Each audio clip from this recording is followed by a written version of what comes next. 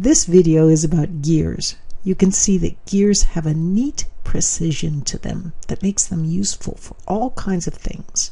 Let's get a sense of what some of them might be. If you take a look at this gear right here, first off, and often we draw gears that don't show the teeth just because it makes it nice and neat to do that. But you can see how when these gears rotate, for every one time this big gear goes around, the smaller gear goes around twice. This can be very useful. Also notice that the rotation of the wheel on the left is opposite to the rotation of the wheel on the right. So what gears can do also is they can reverse rotation of things.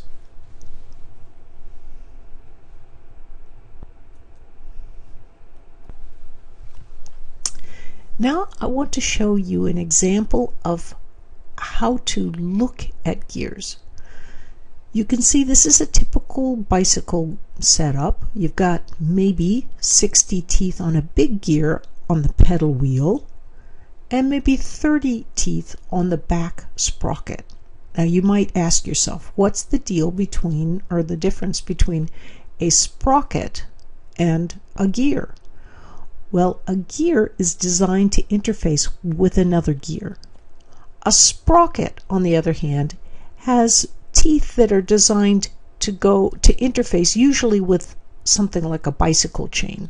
So sprockets have a little bit different shape, but they do pretty much the same thing as a regular gear does. So if you have a pedal gear that revolves one time, how many times will the sprocket gear revolve? It turns out this has 60 teeth and this one has 30 teeth. Then we can tell pretty easily that when this goes around one time, this second gear will go around 2 times, and we can calculate that the gear ratio by simply putting the pedal gear or the driver gear on the top, the driven gear, the sprocket in this case, on the bottom, and that gives us a gear ratio of 1 to 2. So 1 revolution of the pedal for 2 revolutions of the sprocket gear. So if we look at this same situation, which gear is going to be better for flats or for uphills? We're going to be looking at that. How do we use a bicycle to more efficiently travel on either a flat surface or a steep upwards surface? But in any case, let's get a little bit more background on gears.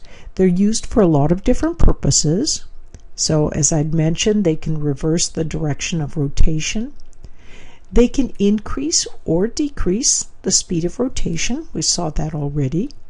We can also move rotational motion to a different axis. Oh, well, that's going to be handy, and you'll see some very clever ways of doing that. And also you can keep the rotation of 2 axes synchronized. If you want something to be rotating at the same speed as another gear, for example, then you can have a little idler in between, and that can keep 2 gears rotating at precisely the same speed. So if the gear revolves once, if you take a look at this, how many times will the sprocket gear revolve if the pedal gear revolves 1 time? So 1 time around here with 80 teeth, we put 80 on the top, 20 on the bottom, and so this is going to be 1 to 4.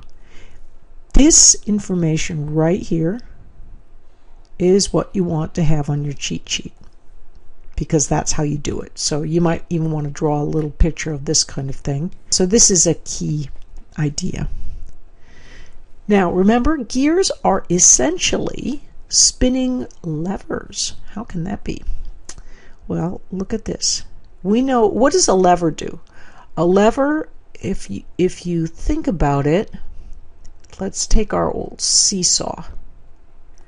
And we know that if we have a weight, there's a bag that we put on one end of a seesaw, so it's got a weight, which is a force, and we've got a radial arm, right? That's that distance that's in between. The torque that's exerted by that weight on the radial arm is R times F. And so we know it can apply sort of a twisting force down that way. And the way that we can balance two different items on a teeter-totter, for example, is to have just the R and the F balancing on each side. So the torques, essentially, this torque going this way and this torque going this way should balance. So let's look at this gear right here. You can see, to make this gear rotate, to go around, we would have to exert essentially a force right. So I'm going to need to exert a force right down like that at that point. And that's a certain amount of distance from the center of the radial arm. In some sense, that's the fulcrum right there. So here's my R, here's my F, and I've got a torque, a turning torque that this R and F are together providing. Well, you can see when you've got a great big gear, you're going to get more torque, right? Because you've got a longer radial arm. You can put the same force on a small gear, but here the radial arm is going to be smaller. So your torque, R small times F, your torque is automatically going to be smaller in this smaller gear than it would be over here, where the torque would be R large times F.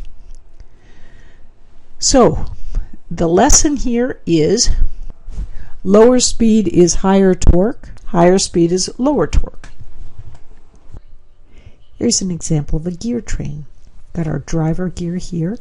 Notice it's rotating, when it is rotating, counterclockwise. So this goes counterclockwise, and this one goes clockwise. And it alternates. This one, again, will go counterclockwise.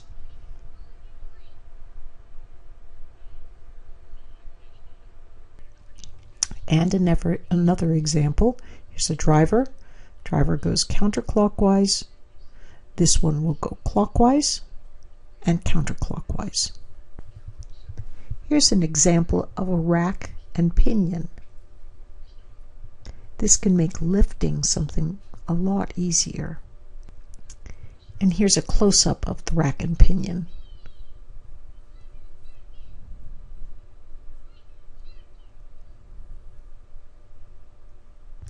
Here's an example of a rack and pinion being used to haul a train up the side of a mountain.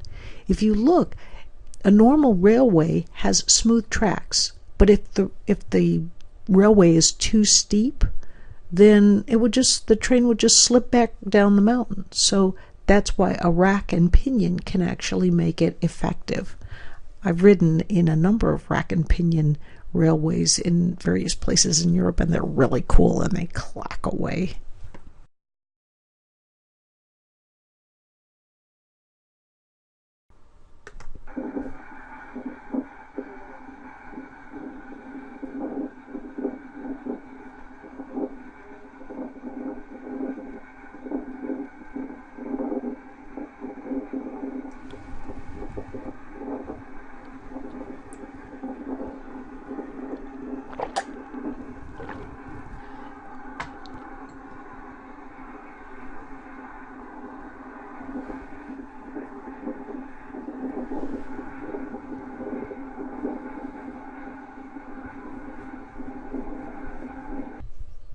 Here's a worm gear.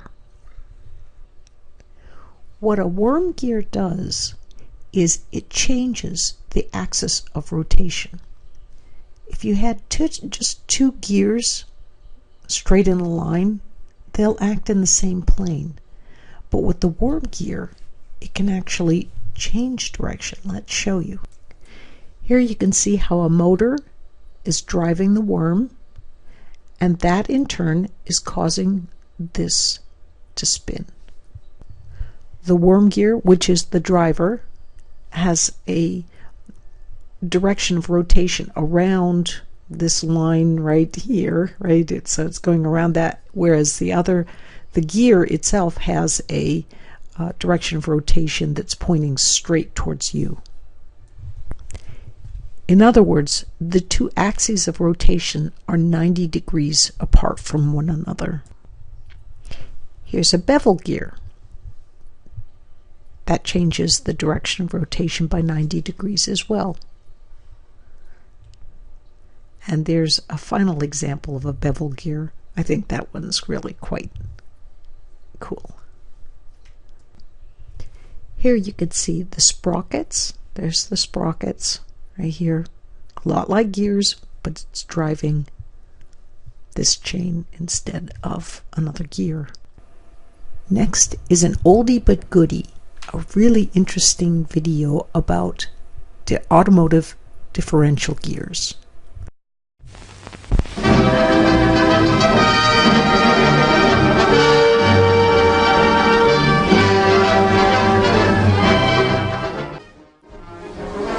Formations like these require long hours of intensive drilling and careful judgment.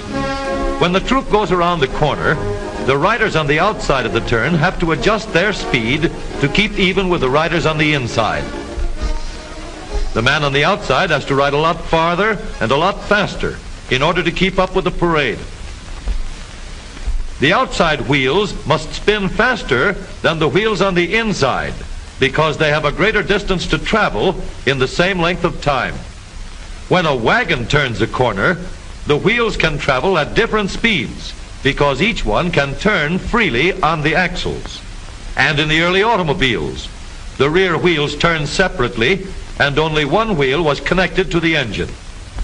But when only one wheel was driven by the engine, it had to do all the work, and it couldn't get a good enough grip on the road to do its job properly.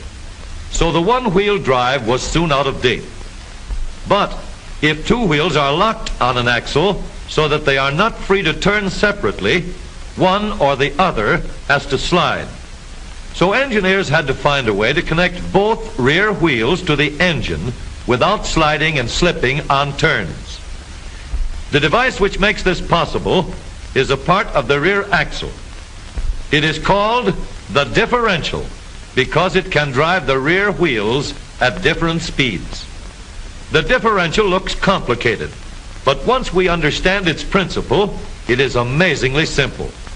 These two wheels are mounted on separate axles and supported by a frame so that they can revolve freely at different speeds. Let's fasten a spoke on the inner end of each axle so that by turning the spokes, we can turn each wheel separately.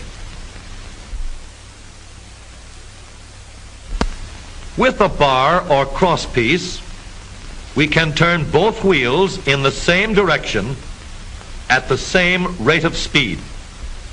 Let's get something to hold this bar in place so that it will press against the spokes. Notice that this support is not locked to the axle. It turns freely. Now we can spin the wheels by rotating the support. This is fine as long as both wheels are able to turn at the same speed. But let's see what happens when we go around the corner. With this arrangement, we cannot drive one wheel faster than the other. And if we stop one wheel, the other wheel won't budge. Let's put this bar on a pivot so that it can swing in either direction.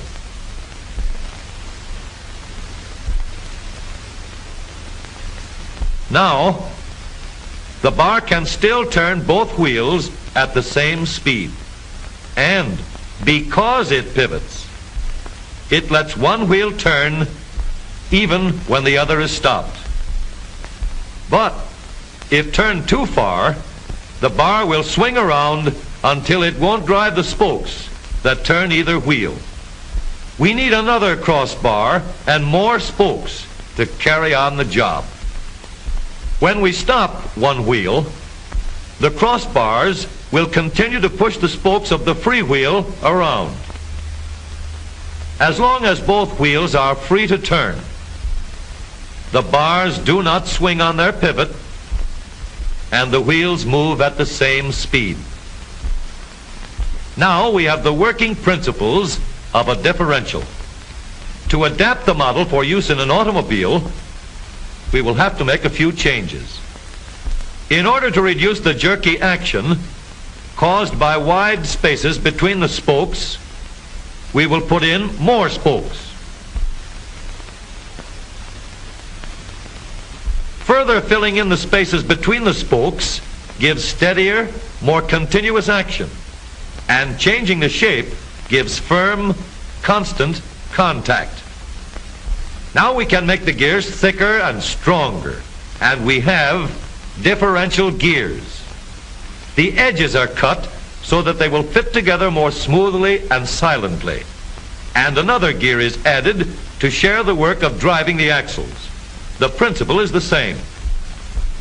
In order to turn the support and drive the wheels, we can fasten a large gear here, connected by a smaller gear to a source of power.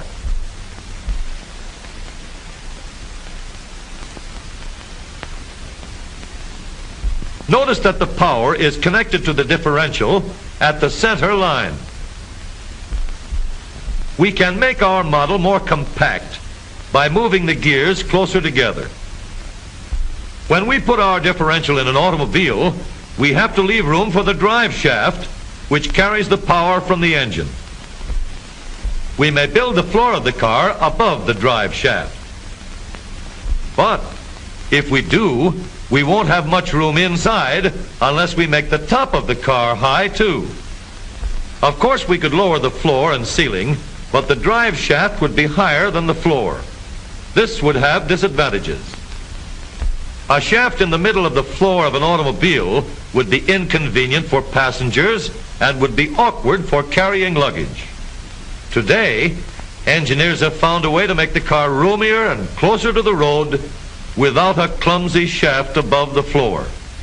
The drive shaft from the engine to the differential is lowered out of the way, and the drive shaft is connected to the rear axle at the bottom.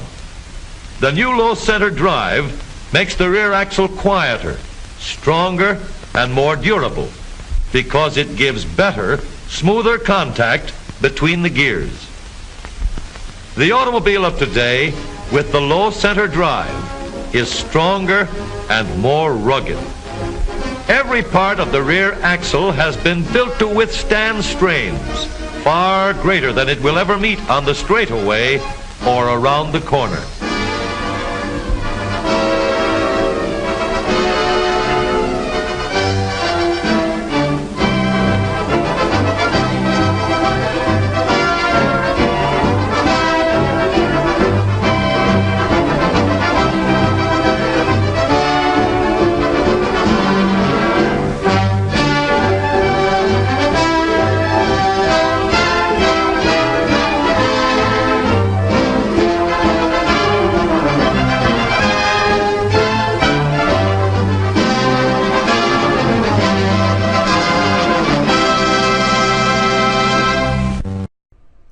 Now let's use some of the ideas that we've been talking about. First, we'll turn back to looking at one more problem. We've got 100 teeth on the pedal gear, 50 teeth on the back sprocket. So what we would do then is we would have 100 over 50, and so clearly this is going to be a 1:2 gear ratio. When you have a larger gear on the driver gear, that is known as overdrive. How can I remember that? Well, look, the big gear, the pedal gear, has got an O for overdrive, right? And that's what's going on there.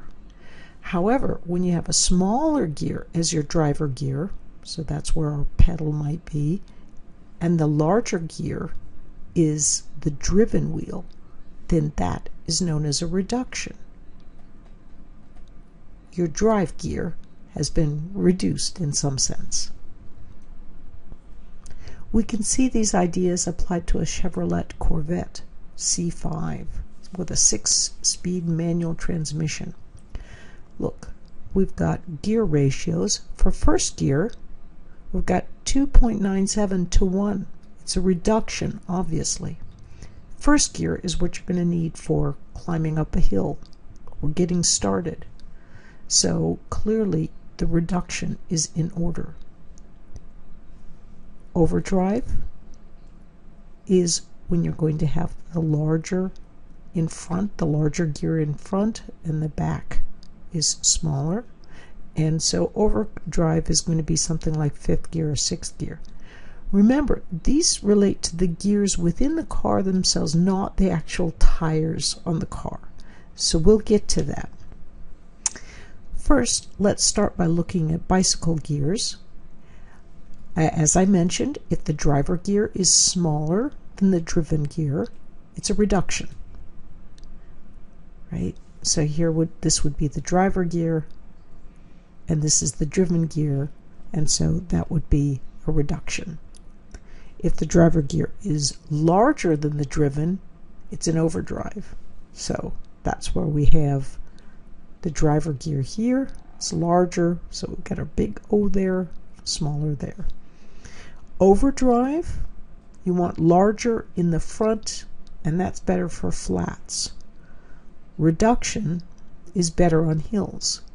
So how would that be? Let's say that here's my pedal gear, and here's the back sprocket.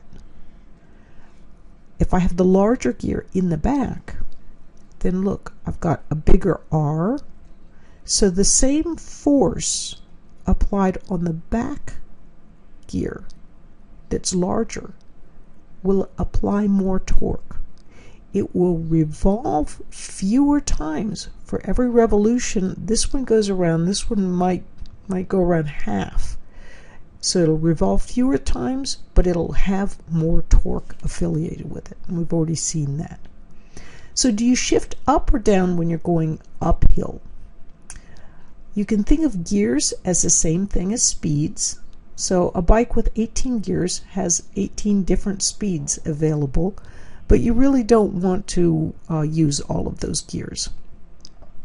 Lower numbers are the low gears, the higher numbers are the high gears. First gear is a low gear, and 21st gear obviously is a high gear. So you want to shift down when you're going uphill, and you want to shift up when you're going downhill. Okay, I took my old 21 gear bicycle out and I counted gears. On the front gears, the pedal gears, I found 47 little teeth was the largest gear in the front. And then the smallest gear in the front was 28 teeth. For the back gears, I had 30 was the largest, so 30, and 13 was the smallest, so that was in the back. So my question for you is, can I ride my bike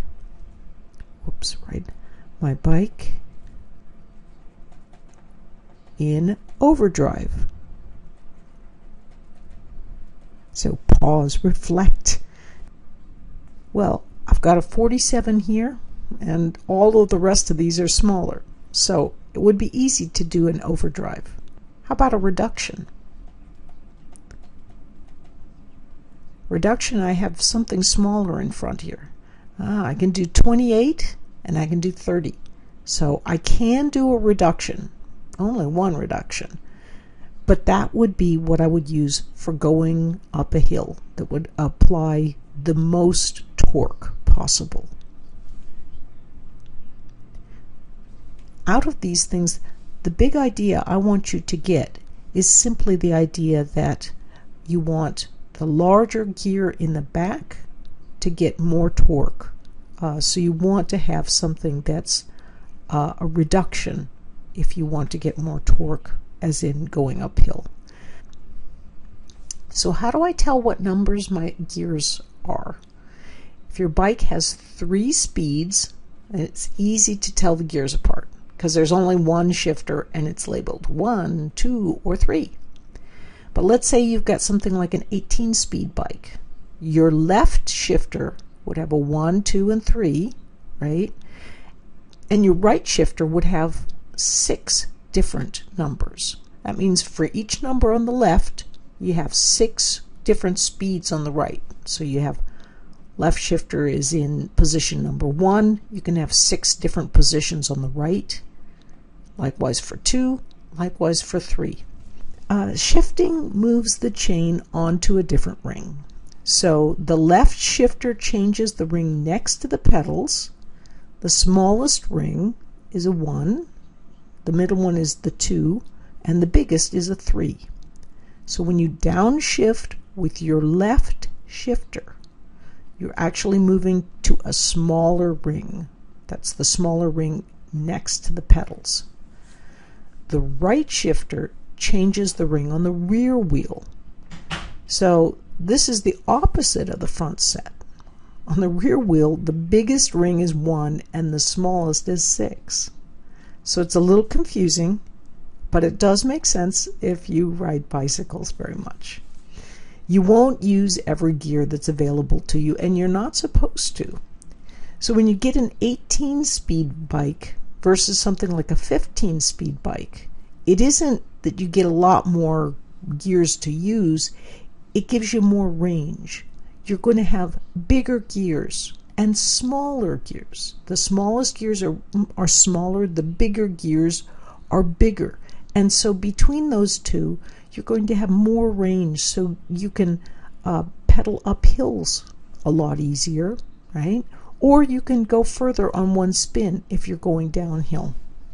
Now, this is just a little bit about cams and cranks. And this is from the beautiful book, The New Ways Things Work by David Macaulay. I just love that, the way he draws everything. And a cam is a really simple device. Here we see the Mastodon running in its little treadmill. But you can see when the Mastodon is running, this cam moves, and when the large part gets over by the hammer, the hammer is pushed up, and then when it rotates past that, it falls back down.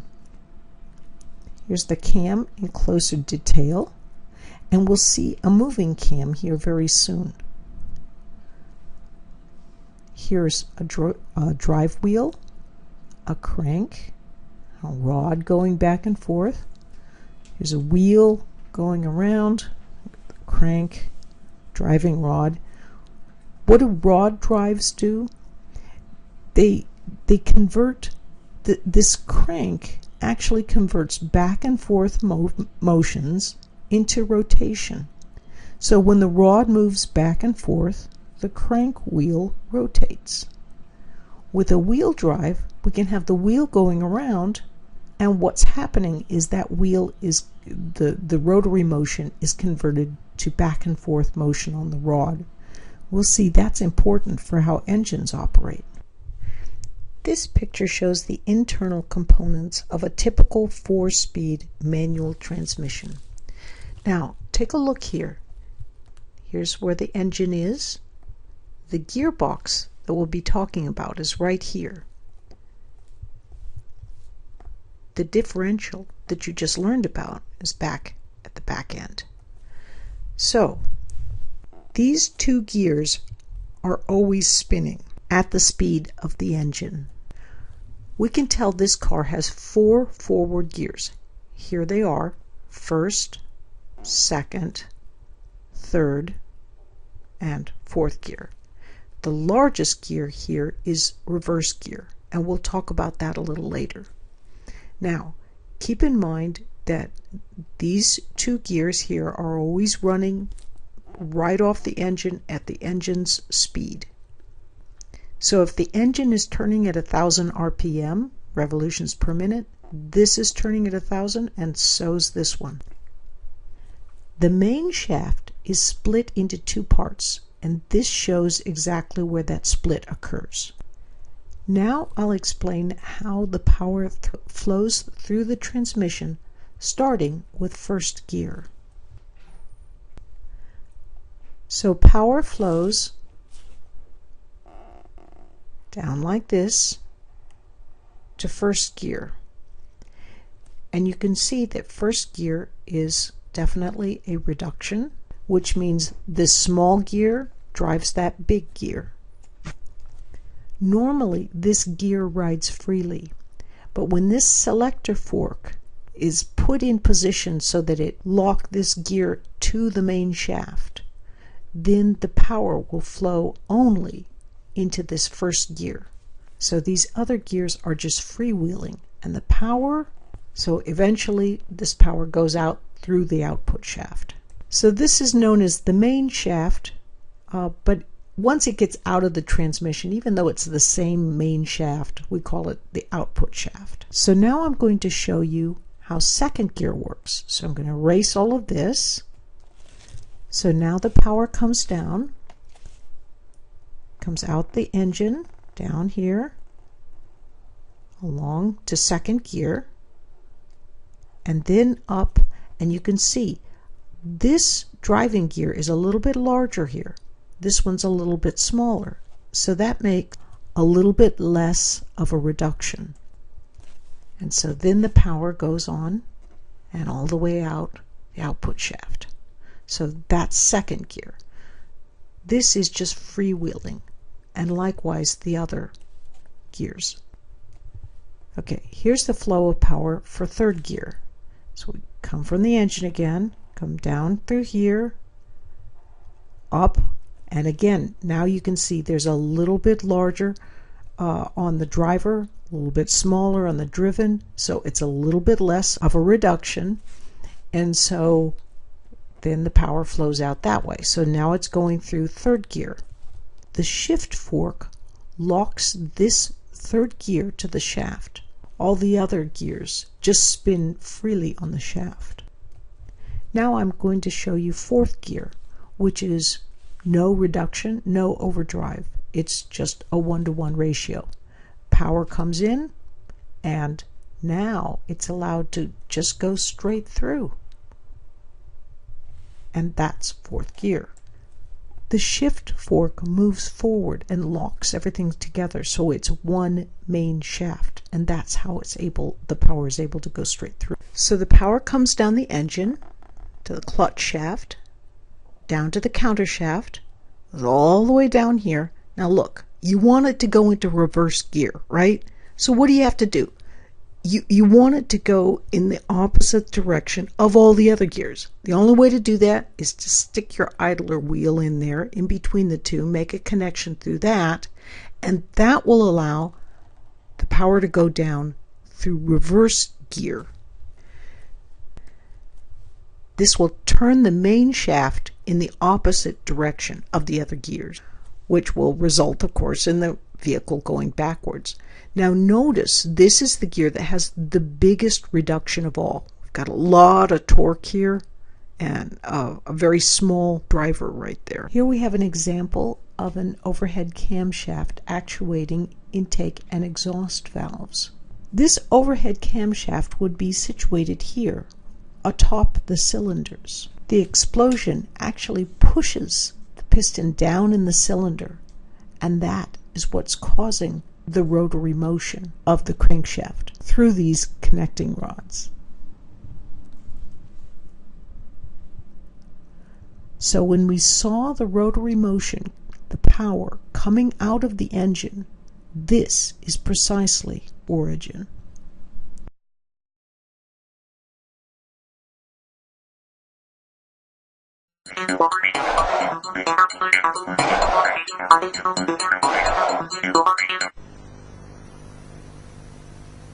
This section examines camshafts and drives. The position of the camshaft depends on the design of the engine. It can be in the engine block, close to the crankshaft, This is called a pushrod or overhead valve system. Or there can be one or two camshafts mounted in the cylinder head. But in both designs it does much the same job, driving the valves and the distributor, and sometimes the fuel pump and the oil pump. The camshaft is made of hardenable iron alloy or steel, and it can be cast or machined. The cam lobes are ground to the proper shape and position in relation to one another. Accuracy is crucial. If the cam is not exactly the required shape, or if it becomes worn, there can be impacts, fast valve wear, or noisy operation. The bearing surfaces on the camshaft are ground smooth, and the distributor drive gear is machined into the shaft. The cam lobes are then flame or induction hardened. The camshaft has a cam for each valve. In some cases there is an additional cam, known as an eccentric, to operate the fuel pump. A gear on the camshaft drives the ignition distributor and often an oil pump.